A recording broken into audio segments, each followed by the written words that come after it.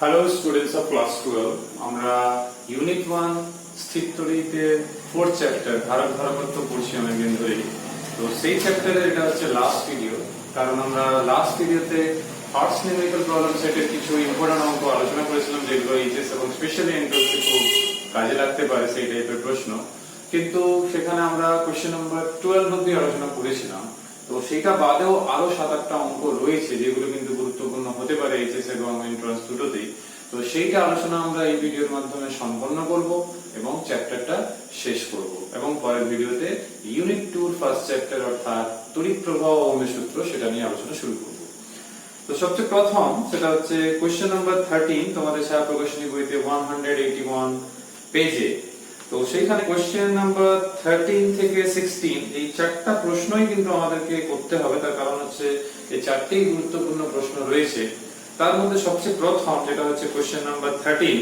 তো এই জাতীয় বর্তনীর অঙ্ক আমাদের জন্য খুব ক্রুশিয়াল। তো যদি বর্তনীটা ভালো করে দেখা হয়, বর্তনীটা কেমন রয়েছে না, এখানে দুটো ধারক একই মানে, ধারকত্বের মান একই, তো তাদের সমান্তরাল সমবায় রয়েছে। তার সঙ্গে আবার নিচের দিকে একই রকম প্যারালাল কম্বিনেশনের দুটো ধারক রয়েছে যাদের ধারকত্ব যা দেখতে পাচ্ছি সেম রয়েছে। তো এখানে একটা তোমাদের হেল্প এমনিও পাওয়া যাচ্ছে। প্রশ্নে যেটা জিজ্ঞেস করা রয়েছে সেটা হচ্ছে তুল্য ধারকত্বের মান। আর কি রয়েছে না, যদি আমরা প্রশ্নটা ভালো করে দেখি, তো কর্ণ বরাবর অর্থাৎ এইখানে একটা এরকম রয়েছে কানেক্টেড, আবার এই দিকে এরকম রয়েছে। তো প্রত্যেকের মান কিন্তু সেই সি সি রয়েছে। আর এখানে যদি প্রশ্ন দেখা হয়, তো প্রশ্নে কিন্তু বলা রয়েছে যে এখানে প্রত্যেকটার মান, সি এর প্রত্যেকটার মান যেটা রয়েছে সেটা হচ্ছে 2 মাইক্রোফ্যারাড এই মান রয়েছে। তো এবারে তুল্য রোধ তুল্য ধারকত্ব এখান থেকে বের করতে হবে, কারণ হচ্ছে পরের চ্যাপ্টার ওহমের সূত্র রয়েছে, সেখানেও কিন্তু আমাদের অনেকগুলো অঙ্কতে তুল্য রোধ বের করতে হবে। তো প্রসেসটা অলমোস্ট সেমই থাকবে, শুধু শ্রেণী সমবায় এবং সমান্তরাল সমবায়ের সূত্র চেঞ্জ হবে। তো এই ক্ষেত্রে যদি আমরা একটু ভালো করে দেখি, এই দুটো সমান্তরালে আছে, তাহলে এখান থেকে তুল্য ধারকত্ব 2c পাওয়া যাবে। আমি আর ডিটেইলসে যাচ্ছি না, কারণ আমরা অনেকগুলো সেট 1 সেট 2 এমসিকিউ তে এই টাইপের বিভিন্ন রকমের অঙ্ক করেছি, জাস্ট আমি পদ্ধতিটা তোমাদের বলছি। তো এইখান থেকে আমরা কত পাবো না, আবার 2c পাবো। তাহলে এটা যদি হয়ে থাকে, এই বর্তনীটাকে আমরা কিভাবে লিখতে পারি না, এই বর্তনীটাকে আমরা এইভাবে করতে পারি। আর কি না, এরা দেখো পরস্পরের সমান্তরাল রয়েছে, তার মানে কি এইটা এই বিন্দু এই যে কানেক্টেড, তার মানে এর সঙ্গেই কানেক্টেড, তার মানে আমরা এটা বলতে পারি।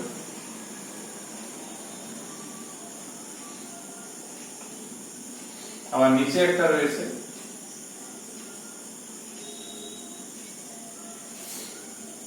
তাহলে এটা হচ্ছে 2c, এইটা c c, এটা 2c।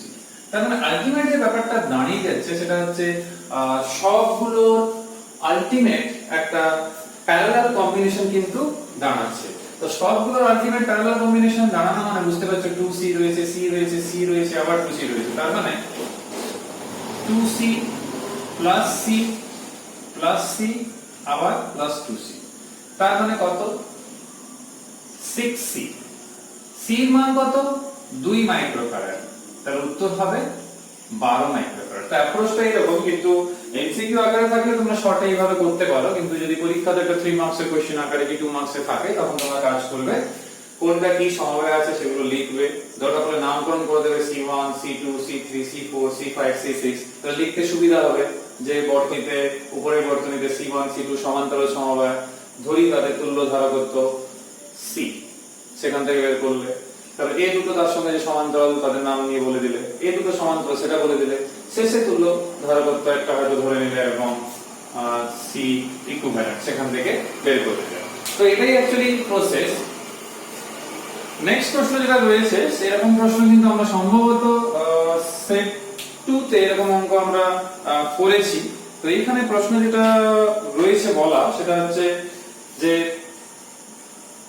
তড়িৎ ক্ষেত্র প্রাবল্য মান রয়েছে, তোমরা 14 নম্বর প্রশ্নটা পড়ে দেখো।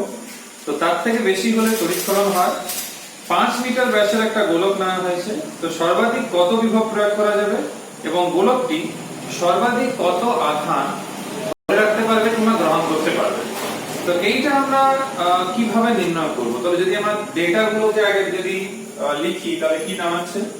E এর মান রয়েছে 3 into 10 to the power 6 volt metre inverse, ব্যাস রয়েছে 5 মিটার, তাহলে ব্যাসার্ধ হবে 2.5 মিটার।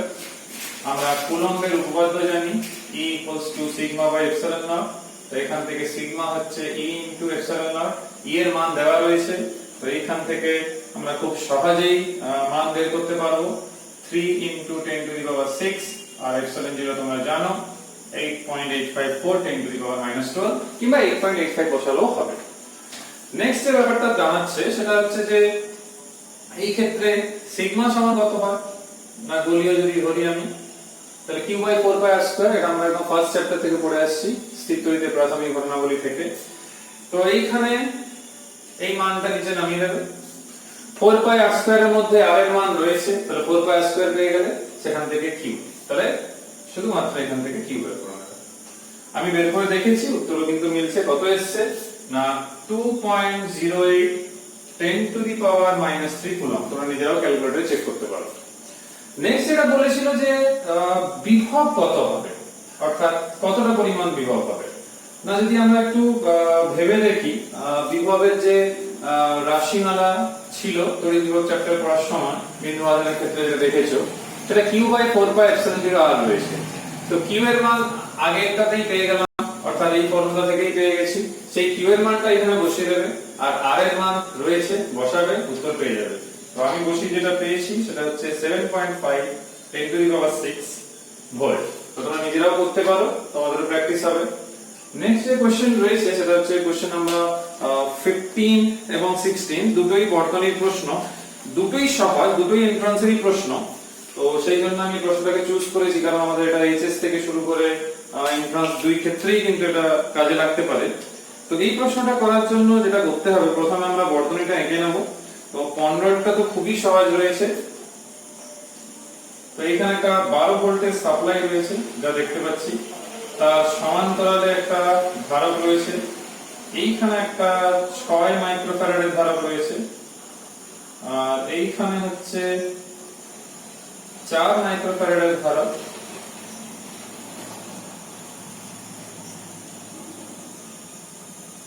আর এটা হচ্ছে 2 মাইক্রোফ্যারাডের ধারক।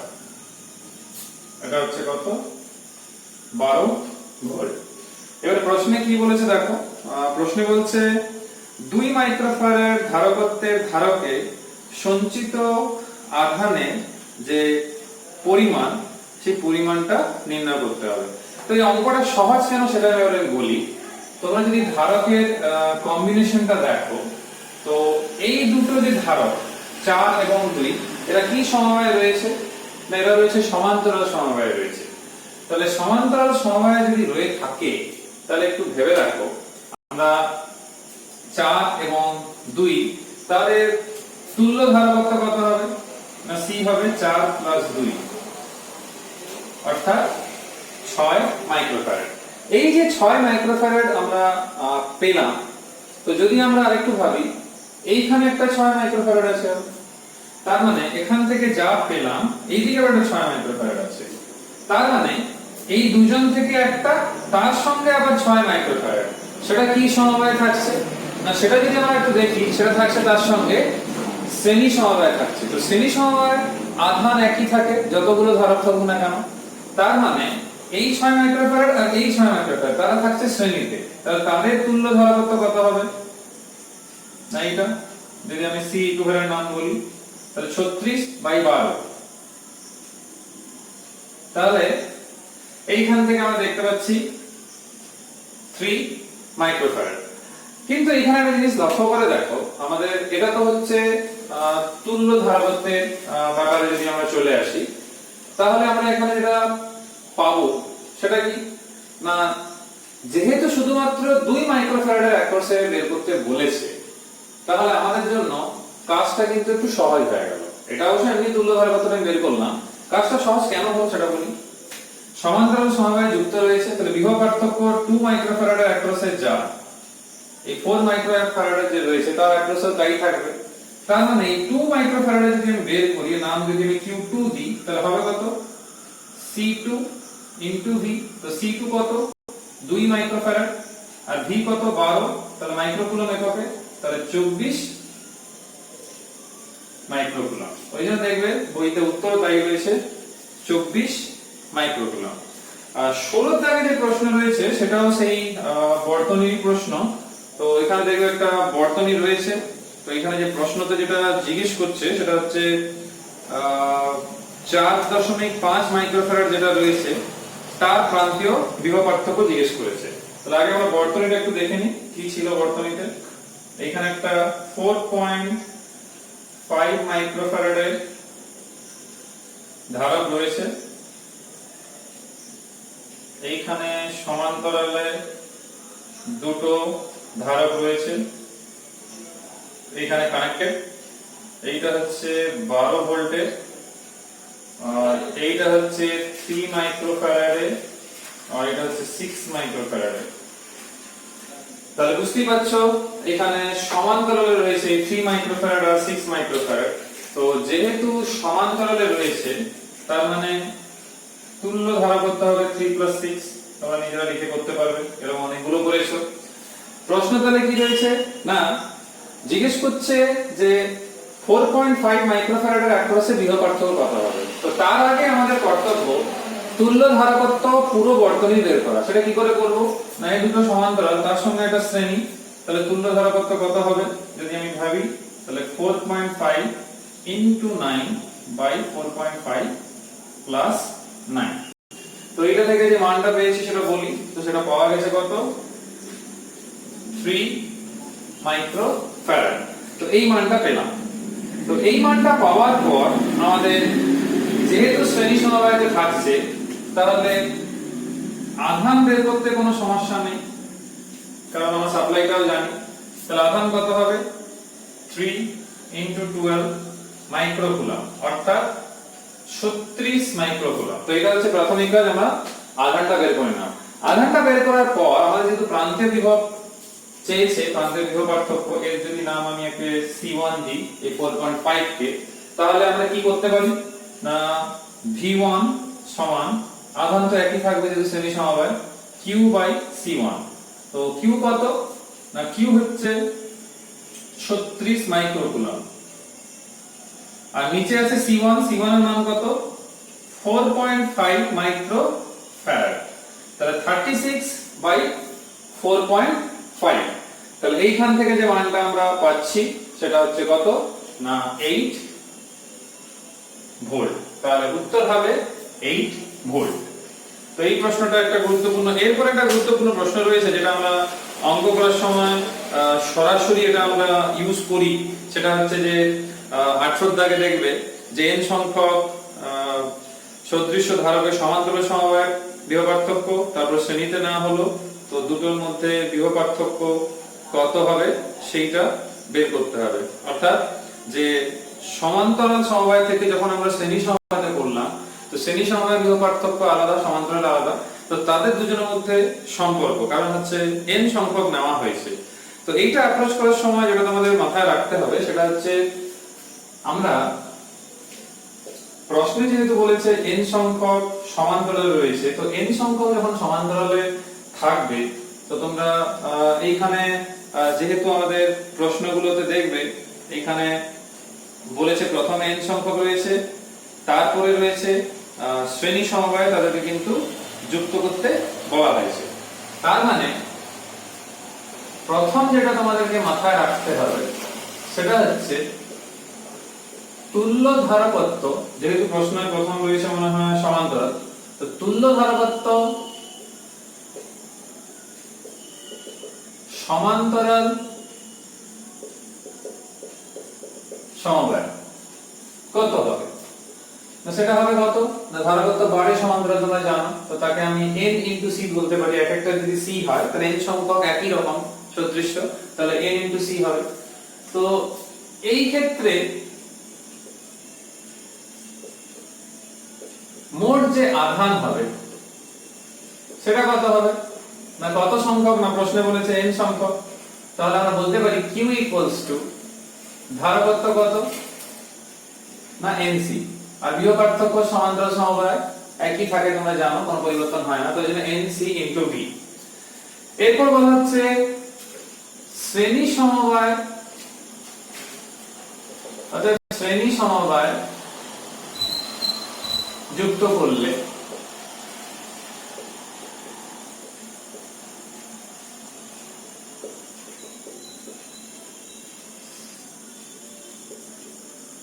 তুল্য ধারকত্ব কি হবে, না হ্রাস পাবে। তো সেটা কত হবে, না n/c হয়ে যাবে। আর থাকলো আমাদের বিভব পার্থক্য, যেহেতু জিজ্ঞেস করেছে, তো তার আগে আমাদের ভেবে নিতে হবে তো শ্রেণী সমবায়ের ক্ষেত্রে কি হবে, না অতগুলো কম্বিনেশন করা হয়েছে, তো সেই ক্ষেত্রে মোট বিভব পার্থক্য সাপ্লাইয়ের সঙ্গে মিলবে। কিন্তু এখানে পরিষ্কার যেটা প্রশ্নে বলা রয়েছে, আধান হ্রাস পেল না, তখন দুই প্রান্তের বিভব পার্থক্য কত হবে। তো আমরা ধরে নিই যে শ্রেণী সমবায় যুক্ত করলে বিভব পার্থক্য ভি ড্যাশ, তার মানে সেই ভি ড্যাশ এর মান কি হবে, না আমরা এখন যেটা দেখেছি, আধান যেহেতু একই থাকছে, যদি তাহলে এখানে কিউ থাকলে এখানেও সেই কিউই থাকছে, কিন্তু তখন আমরা কি লিখতে পারবো, না তখন যেটা আমাদের আসছে সেটা হচ্ছে কি, না q by n by c, so cq by n, অর্থাৎ q সমান n v dash by c। তো এখানে একটা ইকুয়েশন, এখানে একটা equation, so n c v, আর এখানে আসছে কি n v dash c। তো এখানে যদি আমরা একটু লক্ষ্য করে যেটা দেখি, আমাদের একটা প্রবলেম হয়েছে, এখানে c by n ছিল, একটা ভুলের জন্য গন্ডগোল হয়েছে। এখানে ধারকত্ব কি হবে, কমবে, তাহলে কমছে কোথায়, এটা তো c by n ছিল, তাহলে এখানে হবে c by n, তার মানে n q by c, তাহলে q equals to c v dash by n, তার মানে এখানে হবে c v dash by n। তাহলে এখানে দেখতে পাচ্ছ c কেটে যাচ্ছে, তাহলে v dash সমান পাওয়া যাচ্ছে n স্কয়ার v। এই ফর্মুলা দিয়ে আমাদের কিছু এমসিকিউ এন্ট্রান্সে সরাসরি করা যায়, n এর মান যত হবে তাকে শুধু স্কয়ার করে আগের যে বিভব ছিল তার সঙ্গে গুণ করে দেব, তাহলেই হয়ে যাবে। আগের বিভব মানে সমান্তরাল সমবায়ে যে বিভবটা ছিল, সমান্তরাল সমবায়ে যে বিভবটা ছিল সেটাকে ধরতে হবে। এটা একটু মাথায় রাখতে হবে, অঙ্কটা গুরুত্বপূর্ণ অঙ্ক। নেক্সট যে প্রশ্ন রয়েছে 19 এর দাগ, এটা তোমরাই করবে, আমি শুধু একটু হিন্টস দিচ্ছি, তোমরা পারবে, শুধুমাত্র একটু হিন্টস দিলেই তোমরা করে নিতে পারবে। তো এইখানে তুল্য ধারকত্ব নির্ণয় করতে বলা হয়েছে, কিন্তু বর্তনীটা কেমন আছে, বর্তনীতে অনেকগুলো ধারক রয়েছে, পরপর তিনটে, তারপর আবার একটা, এর নাম যদি a আছে তাহলে এখানেও রয়েছে আবার এরকম,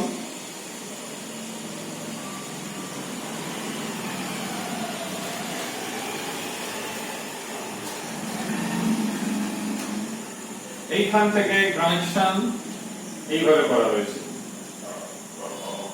আর এখানেও তাই এইভাবে কানেকশনটা করা রয়েছে।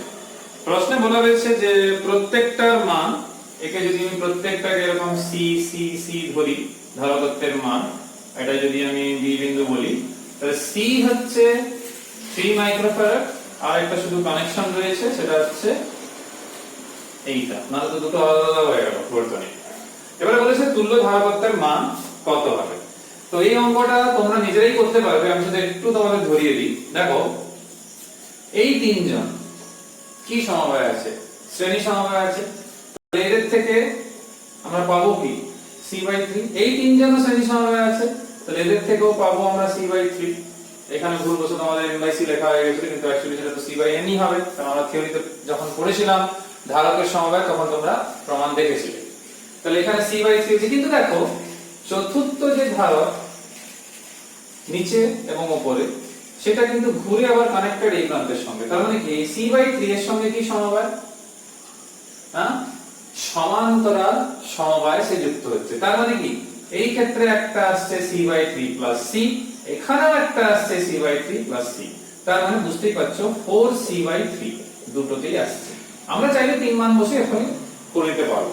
তার মানে এখানে যদি আমরা মান বসাই তাহলে কত আসছে, 4 × 3/3 মানে 4 মাইক্রোফ্যারাড, আর এখানেও আসবে সেই 4 মাইক্রোফ্যারাড। কারণ c এর মান তো 3 মাইক্রোফ্যারাড কোশ্চেনেই বলা রয়েছে। এবারে আমরা একটু আবার ভাববো যে এদের কম্বিনেশন গুলো হয়ে গেল, কিন্তু এরা আবার কানেক্টেড রয়েছে দেখো।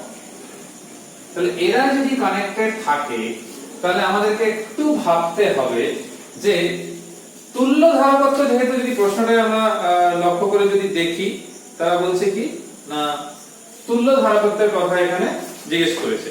তো তুল্য ধারকত্ব যদি বলা হয় তাহলে এইখান থেকে 4 পাওয়া গেছে, এইখান থেকে 4 পাওয়া গেছে, তারা আবার তাদের মধ্যে কি রকম সম্পর্ক যদি আমরা ভেবে দেখি, না তাদের মধ্যে আবার রয়েছে কি না সমান্তরাল সমবায়। তোমরা এটাকে এইভাবে দেখে এইভাবে ভেবে দেখো, এইরকম কানেক্টেড কিন্তু দেখো। তার মানে কি একটা প্যারালাল কম্বিনেশন তাদের মধ্যে আবার বজায় থাকছে।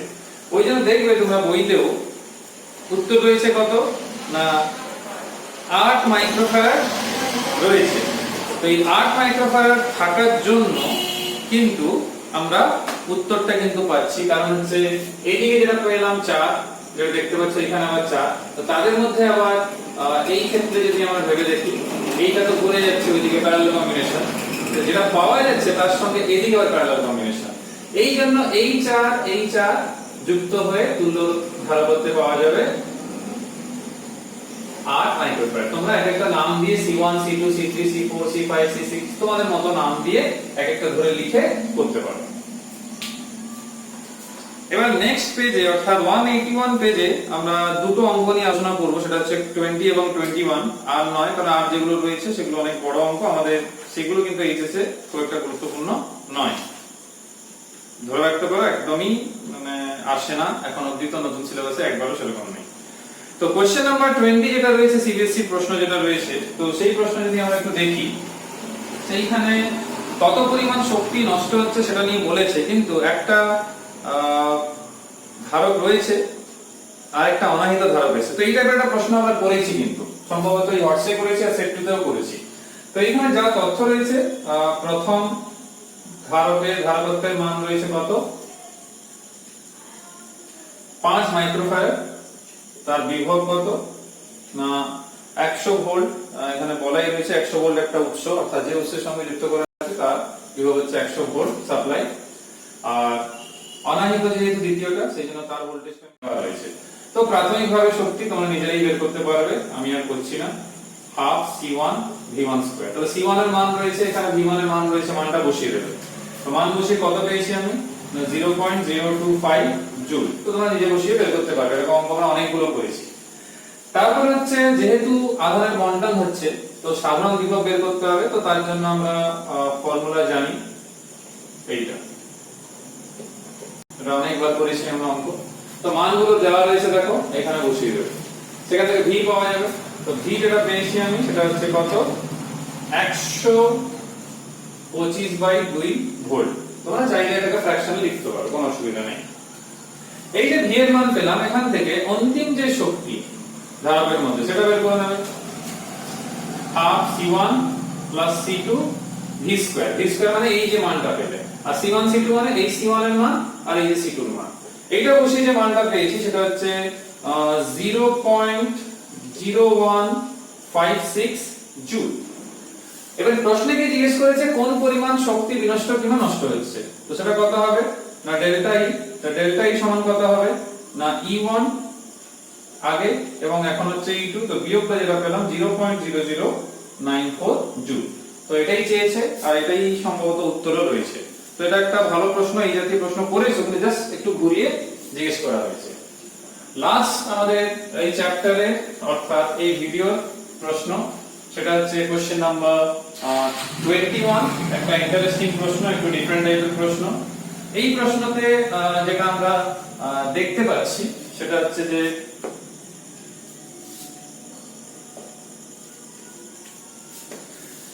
এখানে শ্রেণী এবং সমান্তরাল সমবায়ের কথা বলা রয়েছে, যে C1 C2 সমান্তরাল সমবায়িত রয়েছে, তারপর আবার শ্রেণী সমবায়তে। তো কি অনুপাতে বিভব পার্থক্য প্রয়োগ করতে হবে দুটোর মধ্যে, যাতে করে একই পরিমাণ তড়িৎ শক্তি সঞ্চিত হবে দুটো সমবায়ের মধ্যে। তো বুঝতেই পারছো, যখন আমরা সমান্তরাল কথাটা মনে হয় প্রথমে বলেছে, তাহলে যদি সমান্তরাল কম্বিনেশনের কথা কি সমবায়ের কথা আমরা ভাবি, আমরা এখন জানি না ধারকত্বের মান কত, আর একটা শ্রেণীর কথা ভাবলাম, এটা C1 C2 আর C1 C2 যদি ধরি। তো এবার যেহেতু বলেছে দুটো ক্ষেত্রে সমান পরিমাণের শক্তির কথা বলছে, তাহলে এর তুল্য রোধ আর এর তুল্য রোধ, বারবার তুল্য রোধ মুখ থেকে বেরিয়ে যাচ্ছে, তুল্য ধারকত্ব, সরি। তাহলে এটা হচ্ছে এর ক্ষেত্রে সমান্তরাল ক্ষেত্রে তুল্য ধারকত্ব, আর এর ক্ষেত্রে তুল্য ধারকত্ব। তো দুটোর ক্ষেত্রে তুল্য ধারকত্বের মান আমরা জানি। তো এবার যখন বের করার সময় যেটা মাথায় রাখতে হবে, এটা C বলছি, তাহলে এটাকে C' বলে দিই, আর একটা কনফিউশন রয়ে যাবে। তোমরা কি করবে, প্রথম ক্ষেত্রে যেহেতু সমান্তরালে রয়েছে যেটা, তো তার ক্ষেত্রে বিভব তো একই থাকে, তো C1 প্লাস C2 বিভব সাপোজ ধরে না প্রথম ক্ষেত্রে, তাহলে আমরা একটা কাজ করি, একে V ধরে নিই এই পরিমাণ। নেক্সট কি, এর ক্ষেত্রে E2 যদি নাম দিই, তাহলে E2 কত হবে না হাফ C1 C2 মানে তুল্য ধারকত্ব এটাই, ইনটু V'²। কারণ হচ্ছে সেই ক্ষেত্রে বিভব পার্থক্য কত সেটা তো জানা নেই, কারণ সমান পরিমাণের শক্তি পেতে হবে, তো বিভব পার্থক্য স্বাভাবিকভাবে রেশিওটা আলাদা হবে দুজনের। এইবার প্রশ্ন হচ্ছে C1 C2 যেহেতু মান দেওয়া নেই আমাদের, তো এইখানে একটা জিনিস শুধুমাত্র দিয়ে যে প্রশ্ন দিয়েছে, ধারক দুটির অনুপাত, সরি ধারক দুটির ধারকত্বের অনুপাত 1:3, তার মানে এইটা হচ্ছে 1:3। তো এইটাকে আমরা এইভাবে অ্যাপ্রোচ করতে পারি যে এই C1 এর মানটাকে তাহলে আমরা এরকম ধরে নিতে পারি x, তাহলে C2 হবে 3x। তাহলে এইখানে মানটা তোমরা নিজেরা বসিয়ে নেবে, তাহলে কত আসছে 3x plus x, এইটা। আর এইখান থেকে কত আসবে half x into 3x, x plus 3x। তাহলে এইখান থেকে বলা হয়েছে দুটোকে সমান পরিমাণের শক্তি তৈরি করতে হবে, তাহলে কত আসবে এখান থেকে half into 4x into v square সমান half into 3x square by 4x v'²। তাহলে হাফ কেটে যাচ্ছে, দেখো এইখান থেকে 4 রয়েছে, এখানে রয়েছে, তাহলে আমরা কাজ করি v² by v'² করি, তো এখান থেকে কত আসছে না 3x² by 16x²। তাহলে 3/16 অনুপাত দিলে কত হবে, রুট ওভার হবে, তাহলে √3:√16 অর্থাৎ 4। সো উত্তরেও দেখো √3:4, তাহলে এটাই হচ্ছে উত্তর। তো এখানেই আলোচনা শেষ করছি, ফাইনালি আমাদের চ্যাপ্টারটা শেষ হলো। আশা করি তোমরা বুঝতে পেরেছো। আমরা নেক্সট ভিডিওতে একটা নতুন ইউনিট শুরু করব, এবং খুব গুরুত্বপূর্ণ ইউনিট, কারণ হচ্ছে স্থির তড়িতে 4টে অধ্যায় মিলে 8 নাম্বার এইচএসএ, কিন্তু ইউনিট 2 3টে চ্যাপ্টার, তার মধ্যে প্রথম দুটো চ্যাপ্টারই বড়, থার্ড চ্যাপ্টার সেরকম বড় নয়, খুবই ছোট চ্যাপ্টার, সেরকম প্রশ্ন আসেও না, খুব মুশকিল 1-2 নম্বর মাঝে মাঝে আসে। তো সেই চ্যাপ্টার 3টে চ্যাপ্টার মিলে কিন্তু 10 নাম্বার। তো সেই জন্য আমাদের জন্য সেকেন্ড ইউনিটটা একটু বেশি গুরুত্বপূর্ণ। তোমরা যেখানে সিলেবাস রয়েছে সেখানে তোমরা দেখতে পারো,